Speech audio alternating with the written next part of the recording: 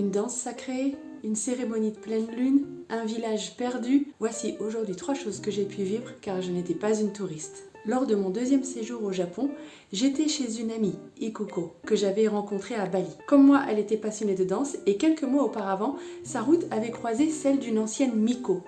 Les Miko, ce sont les prêtresses qui œuvrent dans les sanctuaires Shinto. Leur rôle a varié au cours de l'histoire, mais aujourd'hui, par exemple, elles exécutent des danses sacrées devant les fidèles à certaines occasions. Ces danses ne sont normalement pas accessibles à tout un chacun. Ce sont des danses religieuses, sacrées, qui sont faites simplement pour les cérémonies.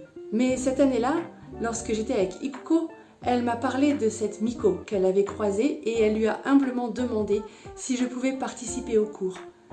La prêtresse a consulté les esprits et ils étaient d'accord pour que moi aussi j'apprenne les bases de la danse sacrée du Shinto. Lors de mon dernier séjour en 2011, j'ai fait la connaissance d'un danseur. Celui-ci avait été formé à la médecine traditionnelle dans un village assez reculé du Transkei, une région à la frontière du Lesotho. En discutant, il a été d'accord pour m'y emmener. Après 10 heures de bus, 2 heures de minibus et 1 heure de voiture, j'arrivais enfin à Intanyameni, un tout petit village qui n'existe même pas sur les cartes et où les gens n'avaient jamais vu de planche de leur vie.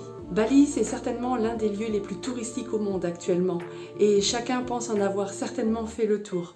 Pour moi, c'est une île avec une richesse incroyable, une richesse culturelle à côté de laquelle la plupart des touristes passent justement parce qu'ils sont touristes. Lors de mon dernier séjour en 2015, j'ai eu la chance de participer à une cérémonie de pleine lune. Évidemment, ça n'a lieu qu'une fois par mois. C'est une vraie cérémonie de pleine lune, pas celle des touristes qui boivent de la bière et sautent partout pour se mettre en transe. Ça n'a rien à voir. Dans ce temple de Sanur, il n'y avait que des balinés. Et c'est assez rare de pouvoir assister à des cérémonies dans des temples balinés. Pour ça, il faut avoir des contacts. Et pour avoir des contacts, il faut parler avec les gens et il faut prendre le temps avec eux. Il ne faut pas être dans un hôtel, il ne faut pas manger dans les restaurants touristiques. Pour ma part, j'apprenais la danse balinaise. J'étais donc quotidiennement en contact avec la population. Et c'est donc tout naturellement que ma prof de danse m'a proposé de venir avec elle à la cérémonie à laquelle elle-même allait participer en tant qu'hindoue.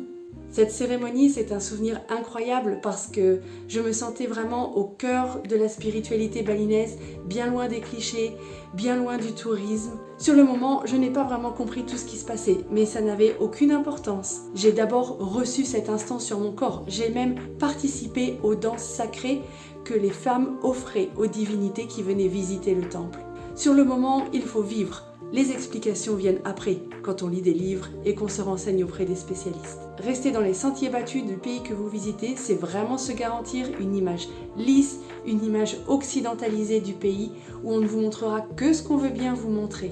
Si vous voulez vraiment connaître le pays, il ne faut pas forcément y rester longtemps, mais par contre, il faut aller au contact des gens, il faut aller les rencontrer et il faut gagner leur confiance. Et pour ça, il faut être prêt à être humble. Mais le savoir que l'on en retire en vaut tellement la chandelle. Si vous aussi, vous avez vraiment envie de voyager et pas seulement de partir en vacances, j'ai créé un guide pour vous y aider. Un guide qui vous explique comment on choisit sa destination, comment on se prépare à un tel voyage, physiquement avec la valise, tout ça, mais aussi mentalement en dépassant ses angoisses avant même de partir. Et je vous explique aussi comment on peut interagir avec la population pour avoir un vrai contact authentique avec elle. Le lien est dans la description.